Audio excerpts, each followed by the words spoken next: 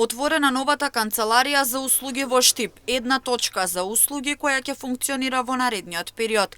Тоа значи дека граѓаните на еден шалтер може да ги завршат своите потреби во повеќе институции. Градоначалникот Иван Јорданов на денешното отворање на центарот посочи дека со ова ќе се направи голем исчекор во подобрување на ефикасноста на институциите. Преку оваа канцеларија ќе има дигитална поврзаност на повеќе институции со кои што граѓаните комуницираат, имаат потреба од нив. Верувам дека со ова ќе се направи значаен исчекор во подобрување на ефикасноста на институциите на задоволство на сите граѓани. Вработени од Министерството за дигитална трансформација во Штип ќе им помагаат на граѓаните да вадат околу 300 документи од кои имаат потреба. Во оваа канцеларија ќе може да биде изваден имотен лист, извод од матична книга на венчаните, услуги од Министерството за внатрешни работи, документи од ЕВН и слично.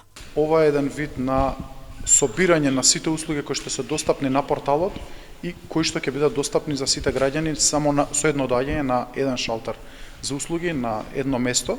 Значајни и најискористени услуги во изминатиот период се М1, М2 образците на Агенцијата за вработување, Министерството за внатрешни работи, услугите кои што ги нуди Министерството за внатрешни работи, кои што се достапни на порталот.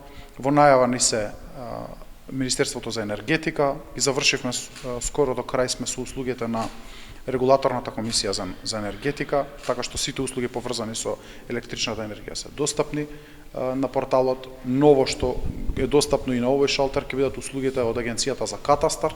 Најкористените 6 услуги се достапни на порталот, што значи дека се достапни во нашите центри за услуги, така што мислам дека граѓаните ќе го препознаат ефектот на доближување на услугите до нивното место на живење. Вакви центри за услуги претходно се отворени во општина Аеродром и општина Јагуновце.